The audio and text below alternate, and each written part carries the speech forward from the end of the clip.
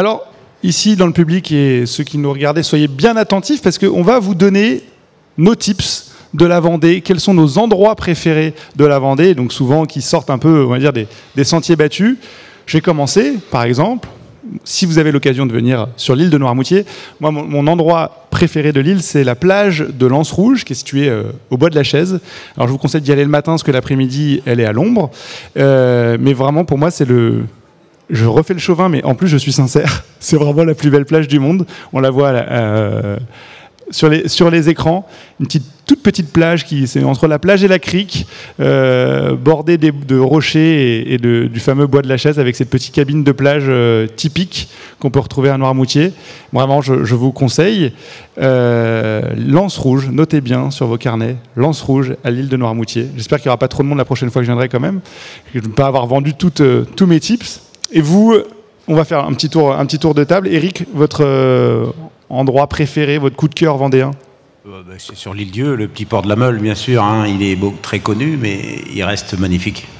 Le petit port de la Meule, ouais, ça, je confirme. Très, très, très beau. Très...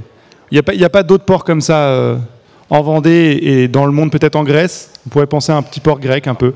Et ça reste un port naturel qui est très protégé d'ailleurs, il le faut. Et il n'est pas creusé ni rien, c'est la nature qui fait tout.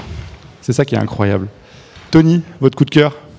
Alors moi, mon coup de cœur, il s'est fixé sur le petit moulin de Réré à Salertaine, un petit moulin emblématique qui est toujours en activité depuis 1555, qui est tenu par des passionnés passionnants, Anne et Richard, qui nous font vivre ce qui est leur métier, leur passion. Et la symbolique d'un moulin, ça a été également pour Noirmoutier, l'île au 100 moulins.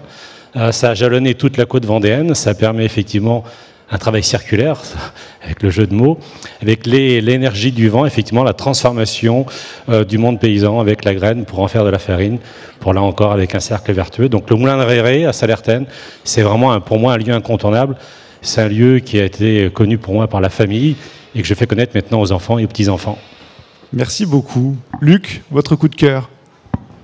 Alors en Vendée, j'en ai deux, mais je vais aller vite. C'est le logis de la Chaboterie et les prieurés de Chassé-Garmont sur le plan patrimonial architectural. Et à Noirmoutier, alors j'en ai plein. Il faut en choisir un, donc il faut que je choisisse. Et j'ai choisi de parler, puisqu'on est beaucoup en Trillet, de l'île du Pilier.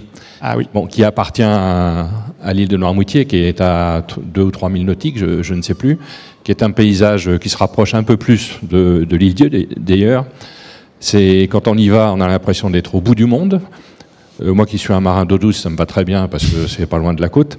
C'est le paradis des oiseaux, c'est très protégé. On le voit un peu à l'écran, il y a un des grands phares de l'Atlantique pour baliser notamment le port de Saint-Nazaire. Et c'est vraiment un endroit, encore une fois, qui est magique, avec une eau hyper claire, des courants forts. Et il y a quelques très belles épaves autour, d'ailleurs, comme quoi le phare est utile. Et c'est une île qui est pleine de légendes, de pirates aussi. Moi, je me souviens, quand j'étais gamin, j'étais à l'école de voile de Noirmoutier, et j'avais eu la chance de passer une nuit sur cette île. On était arrivé en catamaran, on y avait dormi, et on avait découvert toutes ces légendes. Elle fait aussi un petit peu peur la nuit. La journée, en revanche, c'est un coin de paradis. Et Laure, alors votre coup de cœur? Alors, l'île-Dieu en toute saison, ça c'est sûr, mais sur le continent, comme on le dit, en Vendée, ce serait la réserve des Huttes, une réserve naturelle incroyable de 146 hectares au sud de Vendée. Très jolie à voir. Ok, merci beaucoup.